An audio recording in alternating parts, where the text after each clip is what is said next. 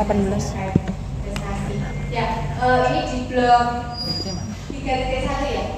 3.1 saya mendapatkan tugas untuk mengaku terkait imunofarmakologi. Nah, ini nanti overview kita ya. Mungkin siang-siang ini nanti agak berat topiknya. Mungkin ada yang biasanya tuh saya domeni gitu terus malah tidur gitu juga ada gitu ya. Karena ini nanti banyak hal-hal terkait dengan molekuler yang kecil, cara kerjanya, mekanismenya begitu. Jadi nanti mohon diperhatikan kalau memang nanti bingung gitu langsung tanya nggak apa-apa gitu ya. Jadi nanti overview kita.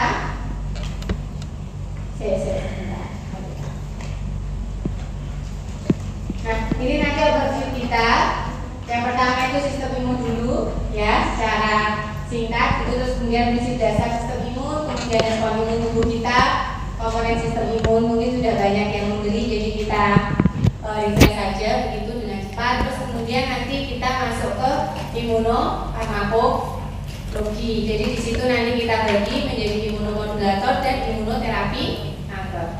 Ya, namanya imunomodulator itu adalah suatu agen yang bisa memodulasi respon imun. Dimodulasi bagaimana? Kalau respon imunnya itu berlebihan, maka kita tekan dengan pemberian imunosupresor. Tapi kalau respon imun tubuhnya itu kurang, ya, imunodefisiensi, maka diberi imunostimulator. Nah, intinya gitu. Kalau yang imunoterapi kanker, kalau yang imunoterapi kanker itu adalah obat-obatan yang digunakan untuk kanker, tapi dia berbasis imun gitu ya. Jadi berbasis, nanti kita ceritakan di belakang, ada target-target tertentu yang itu memang merupakan komponen sistem imun gitu. Nah, mungkin ini dulu ya prinsip dasar sistem imun. Intinya tubuh itu harus bisa membedakan antara sel dan non sel antigen. Kemarin gitu kan ya. Nah, terhadap sel antigen, maka respon tubuh yang normal itu dia memunculkan imunotoleran. Tapi terhadap non sel antigen, nah non sel antigen itu apa saja? Bisa bakteri, gitu ya, bisa virus, gitu ya, mikroba, kemudian juga bisa organ transplant, gitu ya, kemudian juga bisa sel tumor, itu juga bisa dianggap sebagai non sel, ataupun sel endogen kita, tapi ada kesalahan pengenalan sehingga dia dikenali sebagai non sel antigen. Nah, ini nanti maka terhadap yang seperti ini tadi ya, non sel antigen tadi, maka tubuh akan menimbulkan respon imun. Respon imunnya itu ada yang innate sama adaptif. Ini kan gitu. Kalau innate, nah innate itu dia semuanya sama. Antigen apapun itu yang masuk, responnya ini sama, dia berlaku general gitu ya terhadap semua patogen yang masuk. Nah, ini apa saja yang innate? Ini ada fixed barrier. Ya, yang pertama ada epidermis kulit. Nah, kemudian nanti di bawahnya ada mukosa, misalnya mukosa saluran pernapasan, mukosa saluran gastrointestinal gitu ya, dan juga lisosim. Itu kan sebenarnya untuk pertahanan tubuh kita menghadapi agen-agen non sel yang masuk tadi. Nah, kemudian ada juga yang respon imun yang ini dia bersifat seluler seperti polimorfonuklear, kemudian juga makrofag, sel dendritik gitu. Jadi kalau dia di sini nggak bisa, misalnya epidermisnya itu ada yang locus minoris resistensinya gitu ya, yang misalnya dia ada lukanya gitu kan dia kan lolos tuh. Nah, maka dia di situ akan ditangkap oleh ini makrofag, sel dendritik ini untuk dieliminasi seperti gitu. Nah, pengeliminasinya gimana? Nah, ini kalau makrofag itu ada langsung mengfagositosis. Kalau yang sel dendritik itu dia dengan merepresentasikan kepada sel T sebagai APC gitu ya. Makrofag juga bisa berperan sebagai APC, tapi yang paling bagus sebagai APC itu adalah si sel dendritik gitu. Nah, kemudian respon imun innate lagi itu ada yang disebut sebagai humoral, dia komplement. Nah, komplement itu merupakan respon imun adaptif yang bersifat humoral gitu ya. Nah, terus kemudian kalau ini tadi dia kurang mampu, maka akan memicu respon imun yang adaptif melalui apa tadi? dijembatani oleh sel APC tadi, sel dendritik. Dia akan mempresentasikan kepada sel T ya, nanti dia akan menimbulkan tadi dihasilkan antibody gitu kan. Sel T nanti mengaktifkan sel B, kemudian nanti sel B memicu aktivasi sel plasma, nanti sel plasma menghasilkan antibody kan gitu. Nah itu berarti dia respon imun adaptif. Antibody yang mana? Spesifik terhadap antigen yang masuk gitu ya. Makanya kalau ini dia bersifat spesifik. Nah ada yang membedakan para seluler sama humoral. Seluler itu limfosit T, humoral itu limfosit B sama antibody. Karena limfosit B nantinya dia akan memicu maturasi sel plasma sampai jadi antibody gitu ya. Nah itu tadi respon imun. Jadi kan kita paham tuh ada komponen-komponen yang berperan dalam respon imun. Nah itu nanti ada yang sebagian itu diadopt untuk pengembangan drug discovery development terkait immunofarmakologi gitu. Konsepnya seperti itu. Nah kita juga harus paham ini. Tadi kan sel T itu tadi yang sangat berperan juga kan ya sama pada respon imun yang adaptif, yang bersifat seluler tadi ya. Nah kemudian kita harus memahami proses aktivasi dari sel T sampai dia bisa berperan untuk membantu mengeradikasi antigen yang masuk tadi ya. Kenapa harus paham ini? Karena nanti banyak komponen-komponen yang ada di sini itu nanti yang tadi saya sampaikan dia diadopt untuk prinsip drug discovery development untuk agen immunofarmakologi gitu. Nah, proses aktivasi dari sel T itu dia melibatkan 3 sinyal. Yang pertama sinyal aktivasi, kemudian sinyal survival sama sinyal diferensiasi. Yang disebut sinyal aktivasi itu ketika ini kan APC ya, jadi ada antigen, dia kan ditangkap oleh APC, kemudian dipecah-pecah ya, jadi fragmen peptid, kemudian dia akan berikatan dengan NHC, dia akan dipresentasikan di permukaan APC. Nah, itu akan lebih mudah dikenali oleh sel T reseptor yang ada di permukaan sel T CD4, gitu kan ya, sel T.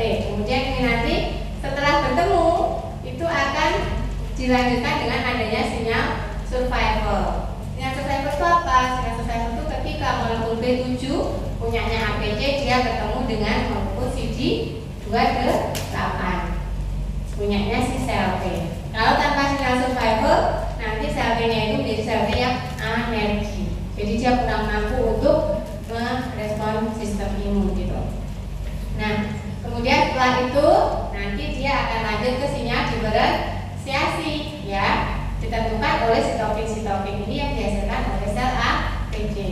Dia mau ke arah sel T CD8K, dia akan ke arah sel T CD4K, dia akan ke arah sel T intinya dia akan menentukan ke arah subset sel T itu berkembang ke arah mana gitu. Itu ditentukan oleh yang ini, sinyal yang ketiga ini gitu ya. Nah kemudian hubungannya apa aktivasi ini tadi sama imunofarmakologi tadi? Misalnya ini ya, ternyata pada yang sel T teraktivasi itu di sini nanti dia akan muncul interleukin 2. Interleukin 2 itu dia bersifat autokrin. Karena apa? Karena interleukin 2 yang dihasilkan di sini dia akan berikatan dengan reseptor interleukin 2 punyanya sel T itu sendiri, fungsinya memicu proliferasi sel T yang telah aktif tadi. Ya, tuh diingat ya. Jadi di situ ada interleukin 2. Makanya nanti kalau orang itu ada yang kurang respon imunnya, kadang dia diberi dari luar itu antibodi interleukin 2.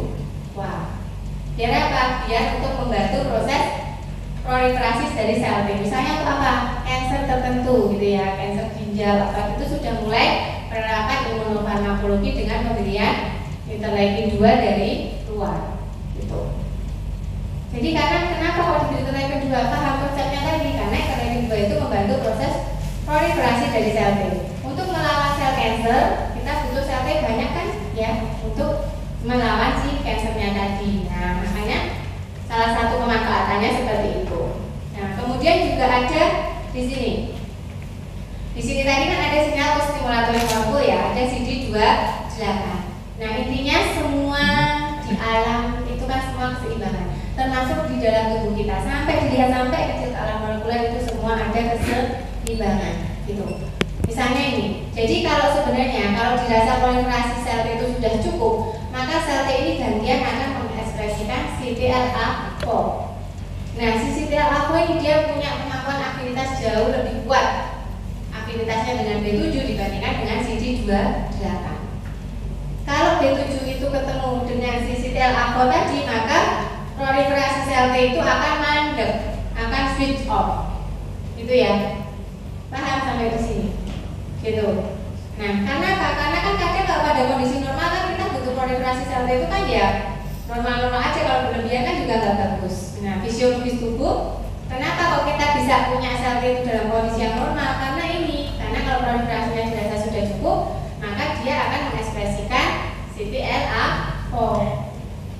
Sehingga dia kalau di sini CTLA4 itu ketemu dengan B7, proliferasinya mandek. Cukup loh, sudah cukup ini. Proliferasi artinya sudah cukup. Kamu jangan proliferasi lebih jauh lagi. Nah, itu.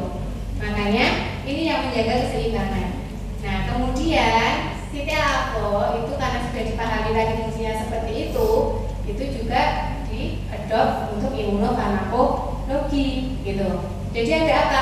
Ada antibodi anti CTLA4. Jadi biar apa? Biar CTLA4 ini tidak terbentuk. Jadi dia dikasih antibodinya, biar kalaupun ada dia dihancurkan sama obat. Biar apa? Biar proliferasi selnya jalan terus-menerus, biar bisa untuk melawan sel kanker. Gitu. Paham ya? Makanya kita harus paham konsepnya. Jadi nanti kalau saya langsung cerita imunofarmakologi itu contohnya ada ini loh, antibodi anti CTLA4. Ini loh ada apa, interleukin 2 yang bisa di luar. Kemudian nanti juga ada antibodi anti CD3 misalnya kayak gitu. Nah, kalau saya nggak menjelaskan ini dulu kan nanti bingung. Tuh, makanya ini harus paham konsepnya, kemudian paham peran dari masing-masing, dari molekul ini apa. Jadi nanti begitu ada obat-obatan imunofarmakologi yang tadi itu ya terkait dengan molekul-molekul ini itu sudah paham gitu. Itu ya, itu salah satu contoh kenapa kita harus paham proses aktivasi sel T dan hubungannya dengan imunofarmakologi tadi. Itu ya. Sampai sini ada pertanyaan? Sampai sini ada pertanyaan? Gak ada ya? Nah, kemudian juga lagi ini contoh yang lain, misalnya kan ada sel yang berperan sebagai APC tadi kan ya, sel dendritik tadi ya. Nah, sel dendritik ini juga ada yang mengadopnya sebagai imunofarmakologi. Jadi ada pengembangan vaksin sel dendritik. Jadi dia diberikan pada orang dengan kanker prostat. Jadi orang yang punya kanker prostat itu diambil, jadi dia bersifat autolog. Jadi dia diambil dari pasien itu sendiri, kemudian dimodifikasi di lab gitu ya. Jadi kan darahnya diambil, setelah darahnya diambil, kemudian dia khusus diambil sel dendritiknya itu. Terus kemudian dia diketemukan sama si antigen tumornya itu di lab. Nah, di situ kan kalau si dendritik itu sudah ketemu sama antigen, tadi kan dia akan matur, ya, dia akan matur, akan siap untuk mempresentasikan kepada sel T. Nah, sel dendritik yang sudah siap tadi matur dikembalikan lagi ke orang tersebut sebagai vaksin sel dendritik. Gitu. Harapannya apa? Harapannya nanti di dalam tubuh itu dia bisa meningkatkan, mengoptimalkan proses pengenalan sel-sel tumor itu kepada sel T, biar nanti sel T bisa menyerang sel tumor itu dengan lebih masif lagi. Gitu. Paham sampai sini? Gitu ya. Nah, itu contoh-contohnya. Kemudian tadi yang interleukin 2 tadi sudah saya jelaskan tadi ya. Nah, kemudian, nah itu tadi yang interleukin 2. Tapi kadang interleukin 2 itu malah justru pada kondisi tertentu kita ini dia nggak ada, diberi inhibitor interleukin 2. Nah, misalnya pada apa? Pada kondisi untuk mencegah terjadinya penolakan jaringan organ transplant. Jadi kalau pada orang dengan kita berikan organ transplant itu kan harapannya respon imun tubuh kita malah ditekan kan ya, biar nggak menyerang organ transplant itu. Nah, pada kondisi itu diberikan obat-obatan yang berisi kerjanya sebagai inhibitor interleukin 2 gitu. Nanti inhibitor interleukin 2-nya itu ada yang inhibitor kalsinuerin sama inhibitor mTOR gitu ya. Nah, nanti karena proses untuk dia sampai mengekspresikan interleukin 2 itu ada ceritanya, ada molekul-molekul lagi yang terkait di situ. Maka nanti jalur sinyal itu juga diadopt oleh prinsip imunofarmakologi tadi, gitu ya. Jadi kayak dokter, jadi sebenarnya itu dikasih apa yang untuk interleukin dari luar, apa yang dikasih antinya, pasti kan terus bingung gitu. Jawabannya apa? Tergantung penyakitnya, ya. Kalau dia penyakitnya cancer, kita ingin sel apa namanya, kita ingin sel imun itu bekerja lebih aktif lagi, berarti diberikan interleukin 2 dari luar. Tapi kalau pada kondisi yang justru kita ingin respon imun itu lebih minimal, ya, untuk tidak terjadinya respon penolakan jaringan pada saat kita melakukan transplantasi, berarti diberikan inhibitor interleukin 2. Gitu. Itu ya, sampai sini paham? Oke. Nah, terus kemudian ini sebenarnya konsep dari imunofarmakologi. Jadi itu kan obat ya, obat-obatan yang menggunakan komponen-komponen dari sistem imun kita sebenarnya. Gitu. Jadi itu prinsip dari imunofarmakologi. Jadi untuk bisa mengembangkan itu kan kita harus paham dulu gangguannya kan ya. Gangguan dari respon imun gitu kan ya. Itu kan dalam sistem imun itu ada hipersensitivitas. Kalau itu respon imun yang berlebihan, misalnya apa? Asma, penolakan jaringan, kemudian ada irritable bowel syndrome, kemudian banyak yang ada IgP, banyak sekali, ada SLE, itu kan itu kalau yang SLE itu yang ini deh, yang itu. Kalau yang hipersensitivitas tadi yang asma, terus kemudian penolakan jaringan, terus kemudian golongan darah itu inkompatibilitas. Nah, itu kan dia hipersensitivitas ya. Berarti kalau hipersensitif, maka kita berikan imunosupresor. Gitu ya. Rumusnya gitu. Hipersensitif itu kan respon imun yang berlebihan. Berarti kita harus memberikan obat yang bisa menekan respon imun itu. Nah, kemudian gangguan yang lainnya itu autoimun. Pengenalannya yang salah. Berarti kalau salah begitu kan berarti harus kita stop dulu kan ya.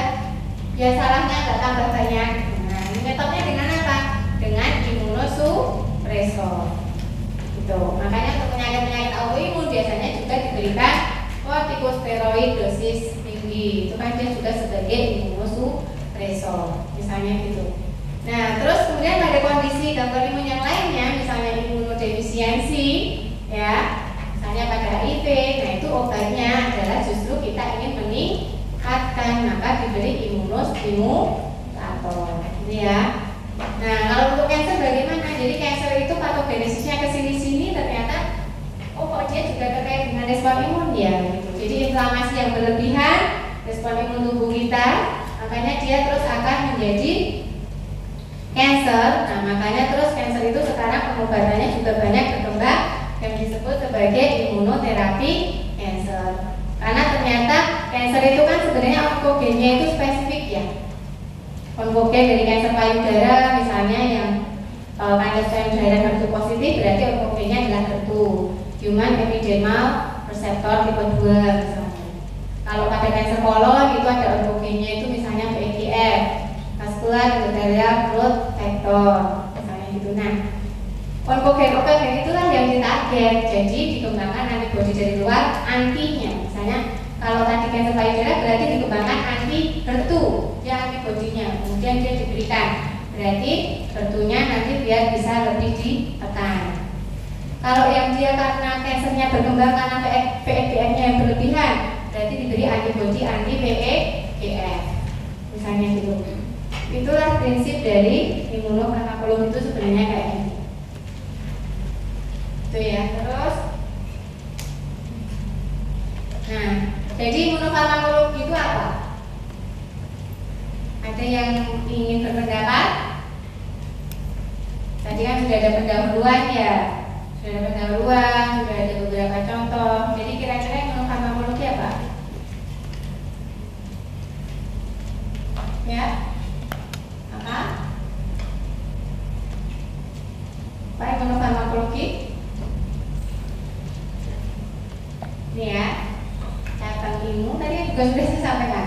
Cabang ilmu farmakologi yang memang berhubungan dengan obat-obatan, pengembangan obat, antibody development yang terkait pada sistem imun tubuh kita yang menjadi targetnya, gitu ya, ini kan itu. Nah, kemudian dia terdiri dari imunomodulator sama imunoterapi cancer tadi, gitu ya. Kemudian kita ke yang pertama, imunosupresor. Nah, imunosupresor tadi fungsinya apa? Mensupres, menekan respon imun yang berlebihan atau bersensitivitas atau pada respon imun yang salah, pada autoimun, gitu ya.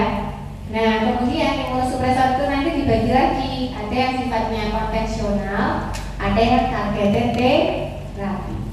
Jadi kalau konvensional itu dia bekerja secara umum, misalnya apa? Kemoterapi. Nah, itu kan umum ya. Jadi sel yang aktif membelah, entah itu sel target atau dia sel normal yang punya tingkat proliferasi tinggi, itu juga itu terkena dengan obat ini gitu. Tapi kalau yang targeted terapi dia spesifik, karena yang ditarget itu biasanya onkogen yang memang jelas-jelas sebagai penyebab kanker itu. Nah, misalnya itu targeted terapi, gitu ya. Nah, kemudian nih, ya potong ya. Nah, ini ya.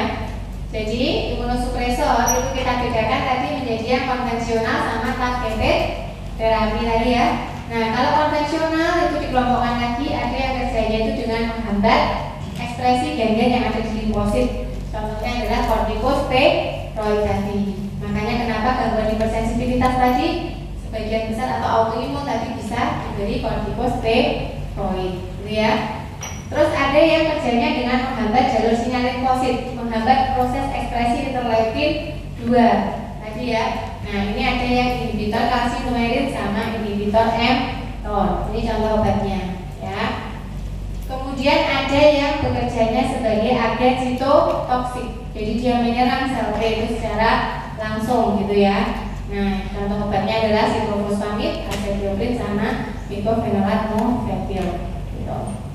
Nah, itu tadi yang konvensional. Kalau diberikan obat-obat ini, kortikosteroid, kemudian tacrolimus, kemudian siklofosfamid, azathioprine, itu dia akan punya efek samping yang rendah atau tinggi? Tinggi, karena sel tubuh kita yang normal yang punya tingkat proliferasi tinggi itu juga ikut terkena. Misalnya apa? Folikel rambut. Kenapa orang yang dapat kemo itu dia akan mudah rontok? Kemudian epidermis kulit. Kenapa yang dapat obat kemo itu dia akan mengalami hiperpigmentasi? Kalau enggak mukosa usus ya, mukosa saluran cerna. Itulah yang menjelaskan kenapa orang-orang yang mendapatkan obat kemo dia akan sering diare, sehingga nanti kakeksia, tubuhnya kurus kering gitu. Ya, sebenarnya itu semua ada hubungannya gitu. Jadi makanya kalau kita belajar jangan hanya sekedar ngapalke. Kita cari itu kenapa kok bisa gitu, itu kenapa gitu. Misalnya hanya ngapalke, oh kalau orang kemo itu efek sampingnya rambut rontok, diare, kurus misalnya gitu. Tapi kita nggak coba ingin tahu kenapa toh kok dia bisa seperti itu gitu. Alasannya itu tadi itu ya. Ini kok gini-gini terus ya punya.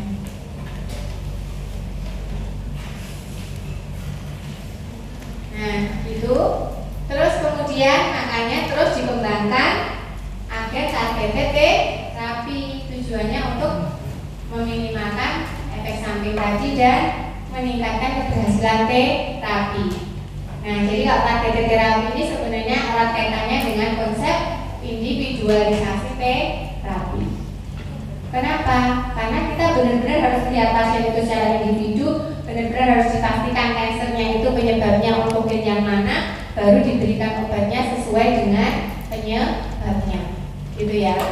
Nah, ini kemudian kita bagi lagi targeted terapi itu ada yang mentarget antigen yang ada di permukaan sel, ada yang mentarget antigen yang ada di sirkulasi, gitu ya. Nanti contoh-contohnya di belakang. Nah, kalau yang antigen di permukaan sel itu dibagi lagi poliklonal sama monoklonal antibody. Kalau poliklonal dia yang ditarget itu banyak. Jadi di permukaan sel itu dia sebenarnya banyak penandanya. Nah, kalau yang poliklonal ini dia yang ditarget itu banyak, tapi kalau yang monoklonal itu yang ditarget hanya satu.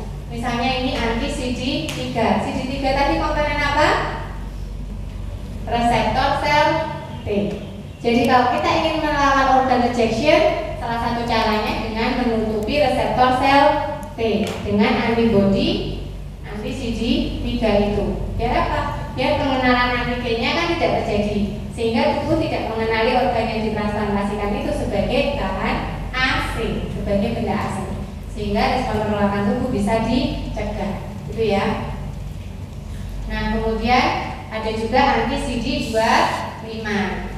Nah, kemudian kalau yang disirkulasi tadi ada antibodi anti TNF alpha sama RHD imunoglobulin. Nah, kalau yang ini biasanya untuk rheumatoid arthritis. Nah, rheumatoid arthritis itu kan ternyata di sirkulasinya dia banyak ditemukan TNF alpha. Nah, itu yang terkait dengan munculnya gejala-gejala yang ada di rheumatoid arthritis. Maka diberikan itu antibodi anti TNF alpha. Misalnya gitu ya. Kalau RHD imunoglobulin itu misalnya pada ibu-ibu yang dia RH tapi dia terus punya anak yang RH+ karena suaminya RH+. Jadi inkompatibilitas RH gitu. Itu dikasih antibodi itu. Nah, jadi kalau di ibu itu dia RH-nya min, dia hamil anak RH+, otomatis kan nanti begitu lahir kan jadi tercampur tuh sirkulasinya. Berarti kan antigen RH dari janin juga masuk ke ibu. Karena masuk ke ibu, awalnya dia negatif, maka dia akan membentuk antibodi terhadap tadi RH-nya. Nah, antibodi inilah bertahan di tubuh ibu. Kalau nanti ibu ini hamil anak kedua, ternyata RH+ juga. Nah, nanti maka itu akan langsung antibodi itu menyerang, masuk menembus melalui plasenta dan menyerang janinnya. Nah, nanti terus dia akan terjadi abortus misalnya kayak gitu. Nah, makanya dia bersifat profilaksis. Kalau sudah tahu, misalnya ibunya itu RH-, suaminya RH+, terus nanti anaknya itu pas lahir itu ya, kok ternyata dia ada tanda-tanda kuning gitu ya, terus dicek ya anaknya ternyata RH-nya itu RH+, berarti ibu itu harus segera diinjeksi dengan itu tadi RHD imunoglobulin. Biar apa? Biar antibodi RH yang ada di ibu tadi dimakan oleh ini. Jadi nanti kalau ini bersih, terus nanti kalau dia hamil lagi, anaknya itu RH+, jadi nggak masalah gitu. Jadi dia bersifat preventif, gitu ya. Nah, terus kemudian ini obat-obatan imunosupresan nanti dibaca sendiri ya. Tadi kan diklasifikasikan, terus beserta contohnya itu. Nah, kemudian ini yang apa tadi yang inhibitor itu lagi dua tadi, inhibitor jalur sinyal limfosit tadi ya. Nih, jadi ini kan tadi proses aktivasi sel T tadi kan ya, melibatkan ligasinya tadi ya. Kalau dilihat lebih dalam lagi ternyata ada ini loh. Nah, inilah yang terus digunakan juga sebagai salah satu dasar pengembangan imunofarmakologi. Misalnya ini, jadi ada antigen tadi masuk dikenali oleh APC, kemudian dipresentasikan ketemu MHC, kemudian dipresentasikan di sini dikenali oleh sel T. Kemudian mereka berikatan. Setelah dia berikatan, dia akan menyebabkan influx CA itu masuk. Ya, setelah CA itu masuk ke dalam sitosol, dia akan berikatan dengan siklopilin ya. Di sini tuh ada imunopilin. Imunopilin itu jenisnya banyak. Dia akan berikatan dengan imunopilin, kemudian dia juga akan berikatan dengan kalsinoerin. Jadi ada 3 komponen di situ. Ca12 ion, kemudian si imunopilin sama yang ketiga kalsinoerin. Begitu mereka bertemu bertiga, itu akan menyebabkan si kalsinoerin itu menjadi aktif. Kalau mereka itu nggak ketemu bertiga, kalsinoerin ini tetap dalam kondisi inaktif. Jadi bertiga itu temenan gitu loh. Kalau mereka kumpul, mereka rame aktif. Tapi kalau mereka sendiri-sendiri, mereka diem gitu. Nah, setelah ini ketemu ya, mereka aktif, maka dia akan menyebabkan defosforilasi dari NFAT. NFAT itu adalah nuclear factor for activated T cell. Jadi ini tuh awalnya dia stabil karena dipegangi oleh fosfat di sini. Begitu si kalsinoerinnya itu aktif, maka si fosfatnya itu akan lepas. Kalau fosfatnya lepas, NFAT itu dia juga akan terlepas masuk ke dalam nukleus. Nah, ke dalam inti sel. Nah, di situ dia akan melekat di promotor interleukin 2. Di di gen interleukin 2. Makanya dia terus terekspresi lah itu interleukin 2. Nah, setelah interleukin 2 terekspresi, dia akan berikatan di reseptor interleukin 2 di sini. Nah, dia bersifat autokrin. Nah, setelah itu berikatan, maka dia akan memicu siklus sel yang ada di bawahnya di sini. Di sini ada mTOR dulu nih. Di sini ada mTOR, kemudian aktif mTOR-nya, dia siklus selnya aktif, maka dia akan memicu proliferasi sel T. Sampai sini paham? Ini proses yang normal. Nah, kemudian obat-obat tadi gimana kerjanya? Nah, ini tadi kan ada inhibitor kalsinumerin, ya kan? Dia kerjanya di sini. Dia menghambat si kalsinumerin, menghambat proses aktivasi ini. Melalui apa? Karena dia akan mengikat imunofilin.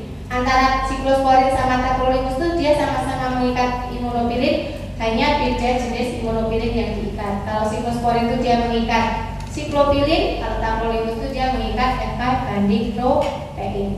Ya. Nah, karena salah satu temennya tadi diikat, walaupun ada JA, di sini ada kalsinumerin, tapi dia tetap inaktif.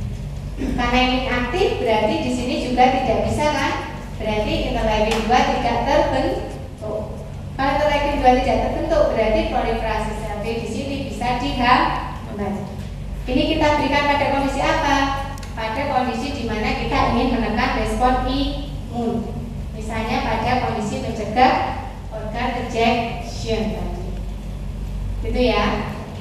Nah, tacrolimus juga hampir sama. Nah, kalau steroid dia kerjanya di mana? Nah, kalau steroid dia ini kalau dia sudah aktif dia langsung nempel di promotor gen-gen limfosit. Dia akan memicu gen-gen yang bekerja sebagai antiinflamasi, dan di sisi lain dia akan menekan gen-gen yang bersifat pro-inflamasi, sehingga dia bersifat anti-inflamatori yang kuat.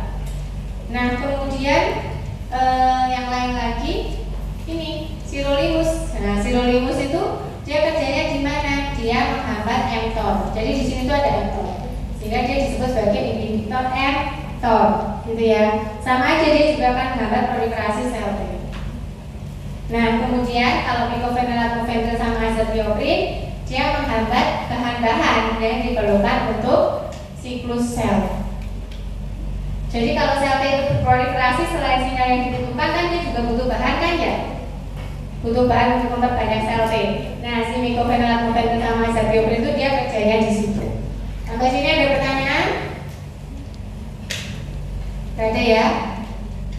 Semoga paham ya.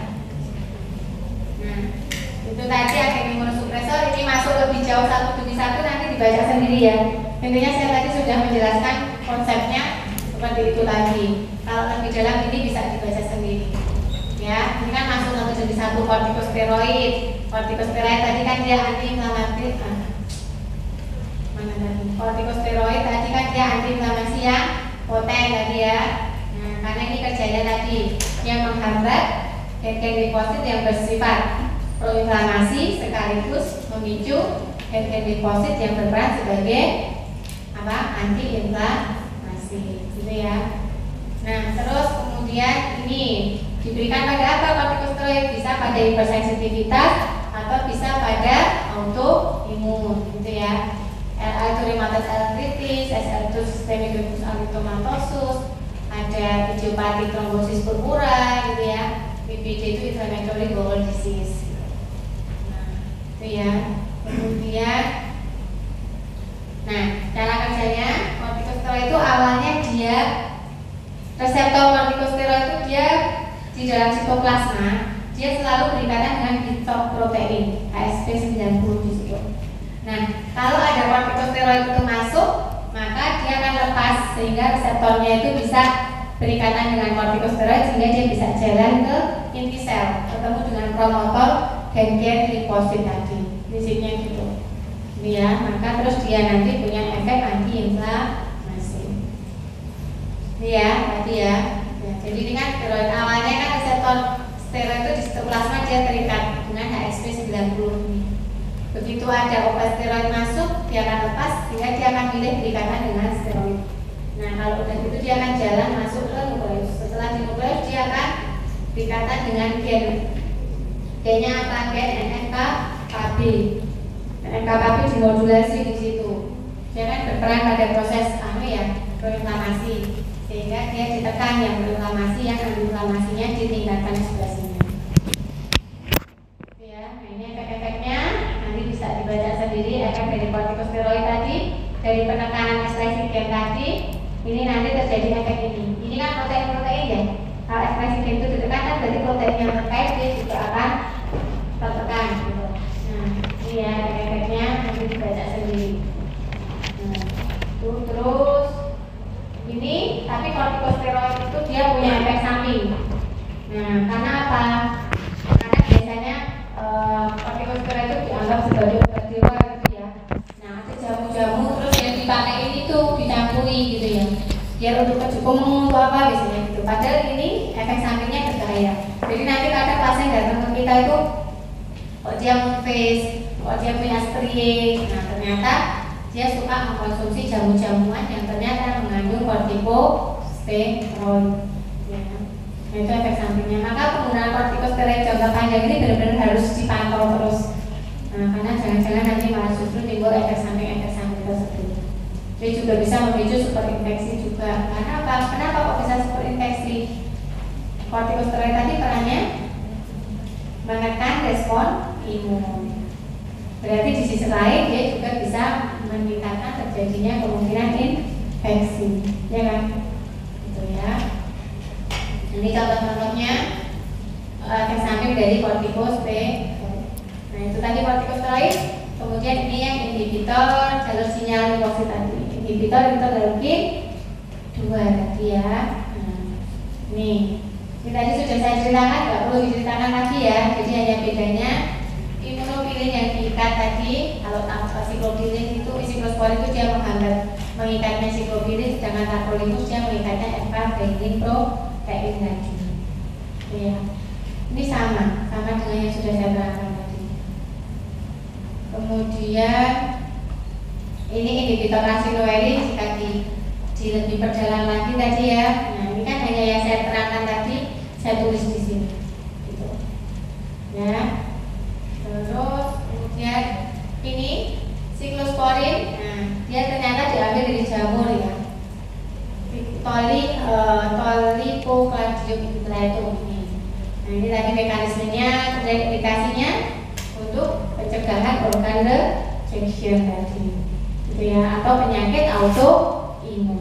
Terus ini toksisitas ini maksudnya sel lebih besar dari T ini dibandingkan antara siklosporin sama tacrolimus. Berarti kalau ini siklosporin dia lebih neurotoksik, tapi dia kurang neurotoksik dibandingkan dengan tacrolimus. Maksudnya kayak gitu, ya, dibaca sendiri. Nah ini obatnya yang siklosporin ada ya. Jadi yang saya ceritakan tadi ada, ya. Nih siklosporin obatnya ya, bisa oral atau injeksi. Nah kemudian ini metabolismenya di hepar, sehingga hati-hati pemberiannya pada orang yang punya gangguan hepar. Nah ini tacrolimus ya, nanti dibaca sendiri. Nah tacrolimus itu dia 10-100 kali lebih poten dibandingkan dengan siklosporin tadi. Nanti dibaca sendiri. Ini tadi sudah saya ceritakan, ini indikasinya untuk transplantasi ginjal. Nah ini tadi sama ya, sama ceritanya dengan NFAP tadi sudah saya jelaskan, nggak perlu saya ulang lagi. Nah terus kemudian ini bahasanya ngantuk, HP-nya jatuh. Ini ya, sekarang kita ke inhibitor M. Kalau Bapak udah mau HP-nya dikasihkan saya ya nggak apa-apa ya. Itu ya. Terus ini inhibitor mTOR tadi ya, yang sirolimus. Di gambar tadi ingat kan? Ada yang menghambat jalur sinyal liposit untuk menghasilkan interleukin 2, ada yang menghambatnya mTOR yang di atas itu tadi. Itu ya. Nah. Kemudian ya ini tadi. Nah ini yang menghambat mTOR ini ya, sirolimus. Ini yang menghambat mTOR. Kalau ini tadi ya menghambat mTOR sirolimus. Ya. Ya, jadi tadi sirolimus tadi kerjanya di sini, dia menghambat mTOR. Jadi di sini dia nggak masalah ini ya, dia pada proses aktivasi dari si arsinoair itu nggak masalah, masih aman. Terus interleukin 2 juga apa namanya tadi gitu ya. Kemudian saat dia ini mau memicu proliferasinya, nah itu dia dihambat. Jadi interleukin 2 masih dihasilkan, tapi saat dia mau memicu siklus sel itu dia dihambat karena di situ kan dia butuh peran si mTOR, gitu ya. Sedangkan jadi sekarang sudah paham ya perbedaan siklus koarin, tacrolimus sama sirolimus. Paham ya? Ini menghambat jalur sinyal limfosit untuk menghasilkan interleukin 2 tadi, menghambatnya di satunya itu imunofilinya siklopirik, kalau yang tabelin protein, kalau ini menghambatnya yang lebih ke arah hilir, yaitu di arah mTOR. Itu ya. Nah, kemudian ini yang agen sitotoksik. Semua tadi masih bersifat konvensional. Sampai sini juga masih konvensional. Nah, ini agen sitotoksik. Ya, dia ada yang namanya azathioprin, ada siklofosfamid. Nah, ini nanti mekanisme kerjanya beda-beda. Intinya semua dia langsung menyerang sel T. Ya, dia bersifat toksik, bersifat sitotoksik terhadap sel T. Nah, mekanismenya itu macam-macam itu. Ya, ada yang bersifat sebagai DNA nucleating agent, gitu ya, macam-macam. Ini ya, jadi bagaimana cara kerjanya itu tadi sama-sama agen sitotoksik, tapi setelah dilihat lebih jauh dia mekanismenya beda-beda. Ya, ini azathioprin, dia analog dari purin. Jadi ya, nanti dibaca sendiri ya. Jadi intinya dia memblok sintesis DNA di sini. Ya, menghambat sintesis DNA. Jadi kan kalau DNA itu kan kalau bahan sel itu kalau bahan-bahannya itu dihambat otomatis sel nya juga akan mati kan ya, akan toksik kan dia akan kekurangan makanan, kekurangan bahan sehingga dia akan mati gitu ya. Nah, kemudian dia tadi bersifat toksik pada epidermis, pada gastrointestinal gitu ya, karena tadi dia juga menyerang sel tubuh yang normal yang punya tingkat proliferasi yang tinggi tadi, ya. Digunakan untuk apa? Ya berarti digunakan untuk tadi ya mengeliminasi dari organ rejeksi, tadi rejection, tadi ditekan juga bisa dengan itu, atau bisa dengan leukemia itu kanker toh.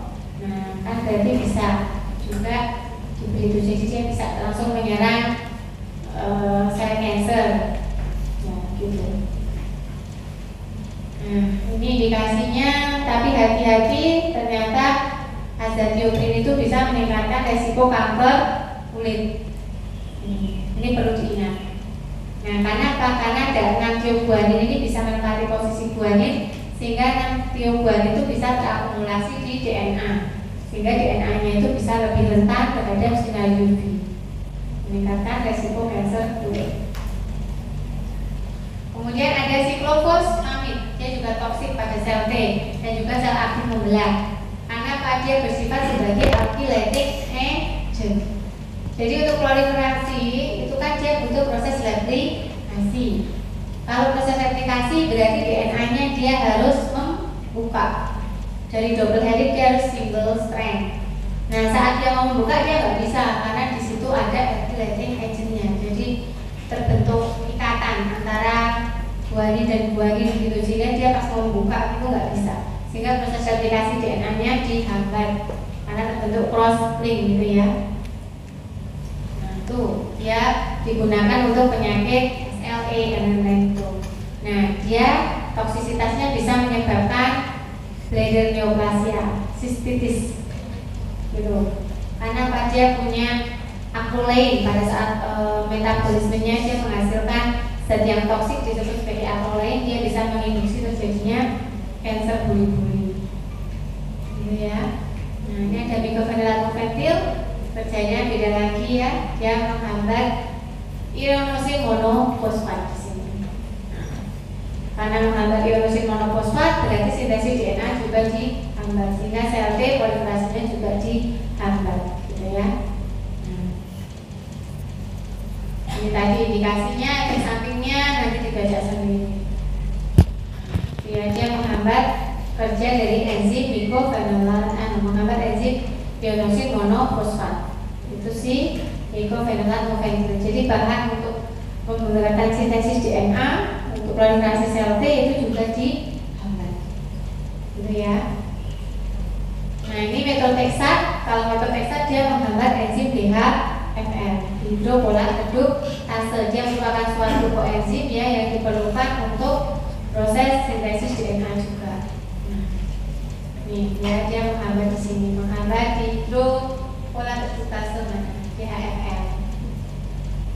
Nah, ini dia menghambat enzim DHFR sama menghambat hemidinatase. Itu ya, itu methotrexate. Nah, itu tadi kita membahas yang ini. Nah, sekarang kita mau ke sini. Ada yang ditanyakan? Bisa dilanjut? Ya. Oke. Kita lagi yang konvensional sudah, tapi konvensional tadi banyak efek sampingnya, ya kan? Nah, makanya terus ilmu pengetahuan itu berkembang terus, farmakologi juga berkembang terus, sehingga ditemukan obat-obat baru yang disebut konsepnya adalah targeted terapi. Jadi dia benar-benar mentarget antibodi yang mentarget antigen yang memang sudah diketahui dia bertanggung jawab pada patogenesis suatu penyakit. Kalau pengembangan obat itu kan kita didasarkan pada mengetahui dulu kan penyakitnya itu seperti apa toh patogenesisnya. Nah, setelah tahu, oh di situ tuh yang berperan memicu penyebabnya, yang nyeroknya itu yang mana toh gitu. Nah, kalau sudah paham itu berarti itu dijadikan sebagai target untuk pengembangan obat, gitu ya. Nah, ini contoh-contohnya tadi. Contoh-contohnya ada ya di antigen di permukaan sel, ada yang di sirkulasi tadi ya. Ini kalau yang di permukaan sel ada yang poliklonal, itu disebut sebagai salah satu contohnya anti-timosid globulin. Jadi ini yang ditarget itu banyak sekali ya. Nah, ini adalah marker-marker ada di permukaan T-sel. Jadi jangan bayangkan T-sel itu mulus ya, permukaannya itu glowing gitu enggak.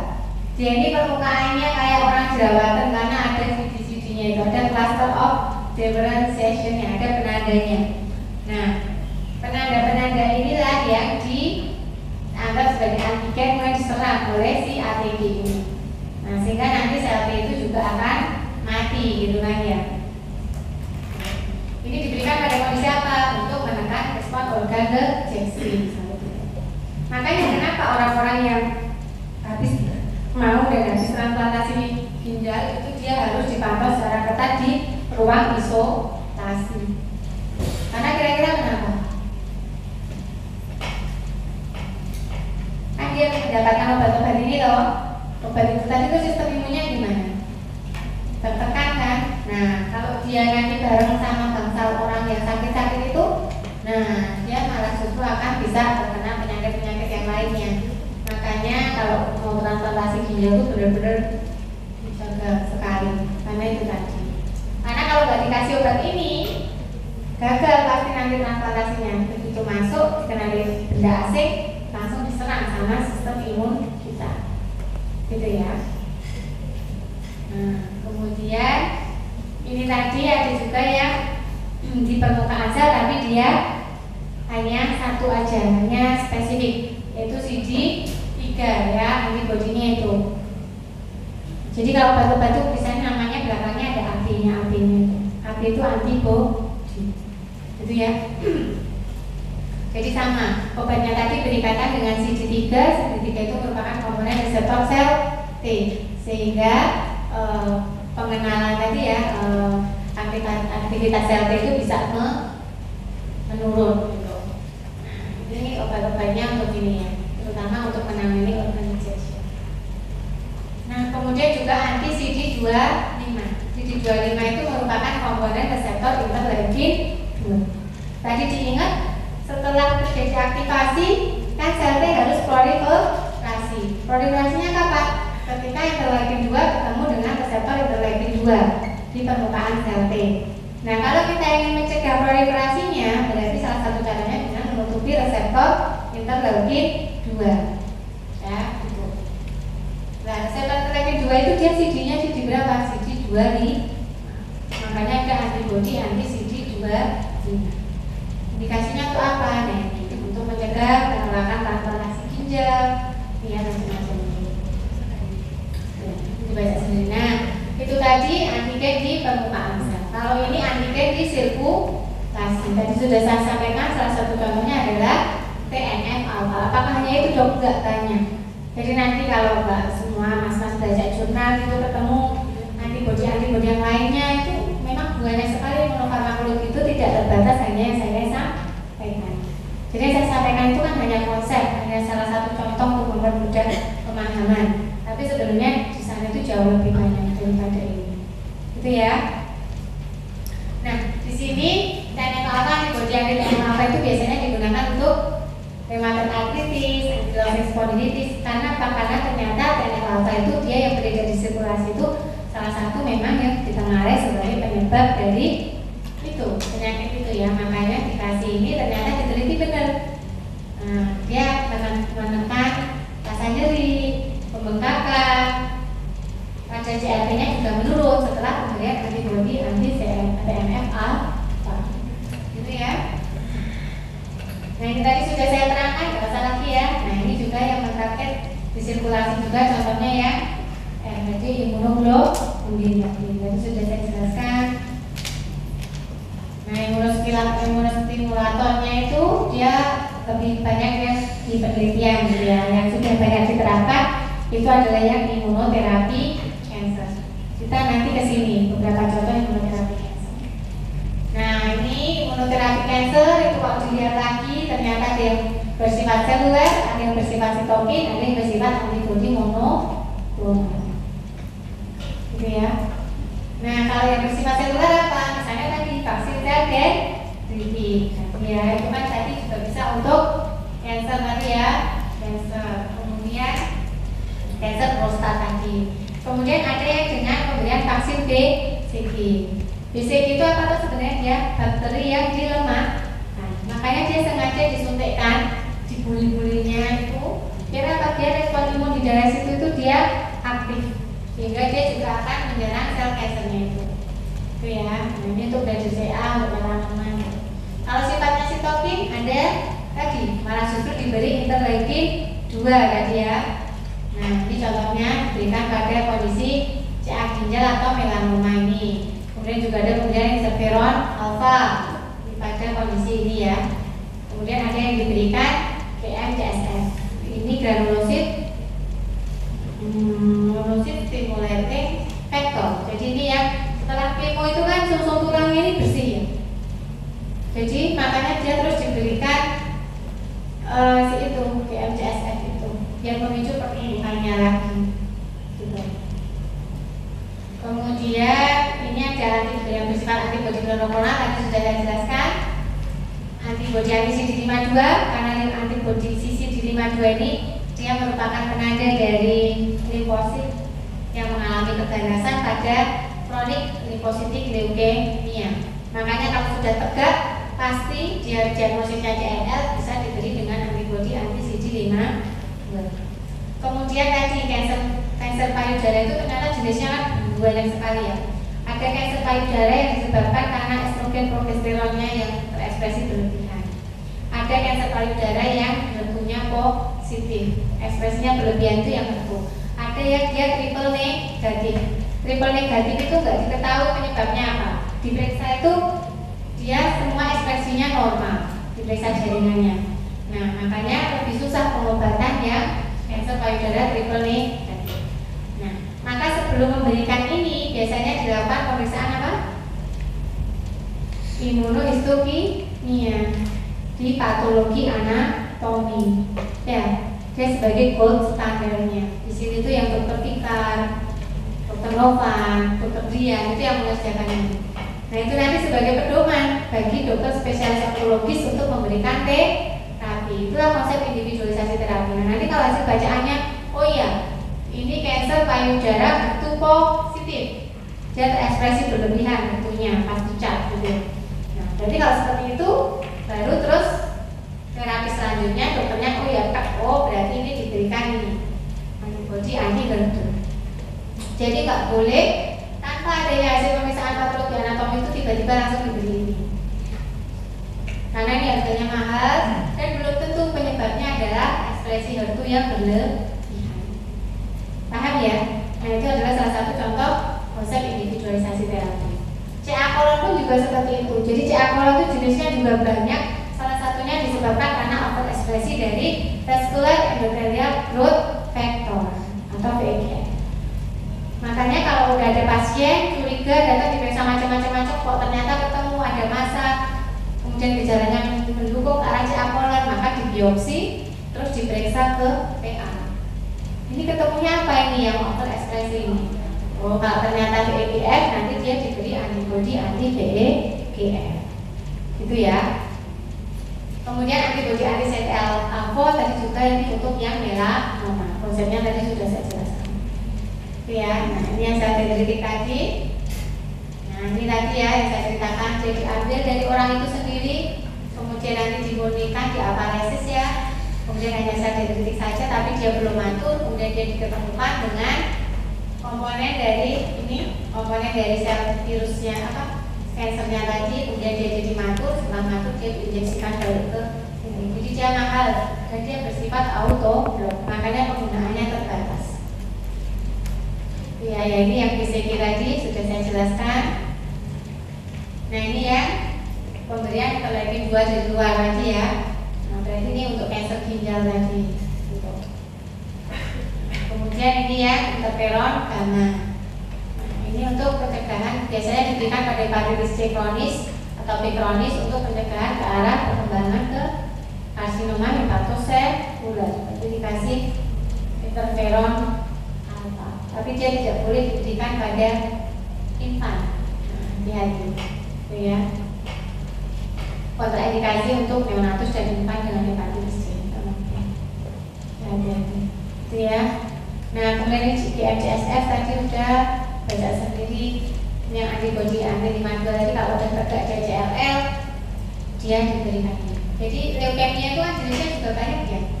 Dia ada yang karena kromosom Philadelphia, dia ada yang akut myelocytic leukemia, ada yang kronik limfocytic leukemia, ada yang akut limfocytic leukemia. Jadi dia tergantung tahapan mana dia yang mengalami keganasan. Kan proses pembentukan dari sel darah sudah belajar kan TK hematopoiesis. Nah, itu kan dia ada tahapannya banyak sampai dia menjadi sel yang matur, entah itu sel limfosit B, limfosit T, atau neutrofil, eosinofil, basofil, macam-macam itu kan ya. Nah, tergantung dia itu di tahap mana dia mengalami keganasan. Makanya nanti dia akan jadi leukemia yang mana itu tergantung itu. Nah, masing-masing tahapan itu dia punya cluster of differentiation sendiri. Nah, kalau CLR dia pada saat tahap dia menjadi limfosit, CD-nya CD5 ya. Nah, kemudian ini tadi yang HER2 tadi. Nah, intinya dia harus pastikan dulu. Jadi HER2 itu apa? Human epidermal receptor. Jadi pada penderita kanker payudara tertentu yang memang dia mengekspresikan itu berlebihan, dia akan lebih peka terhadap faktor pertumbuhan.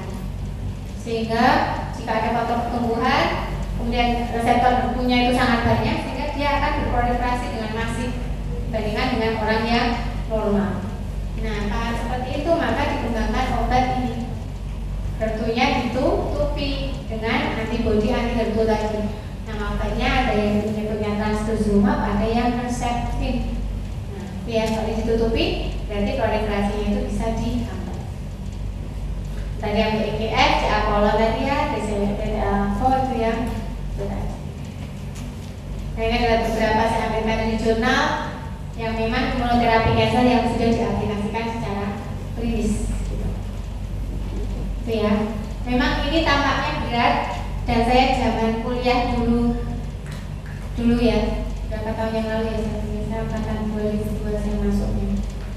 Itu saya belum mendapatkan pendampingan. Tapi kan sekarang di klinis itu ini sudah diterapkan.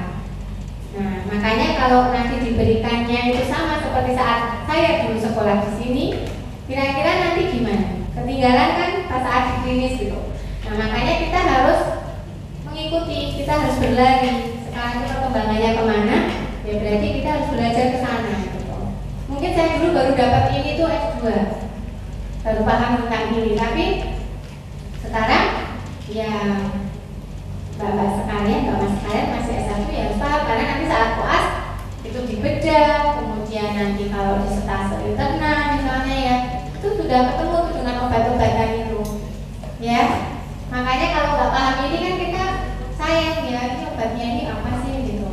Padahal itu sebenarnya adalah konsep imunofarmakologi itu ya. Nah ini adalah referensi yang saya gunakan, nanti bisa dibaca-baca. Kalau imunologi itu yang enak itu yang dengan gambar-gambar itu yang genuine, itu bahasa Inggrisnya lebih mudah dipahami, kemudian juga gambar-gambarnya itu informatif sekali kalau mau belajar itu ya. Sampai sini ada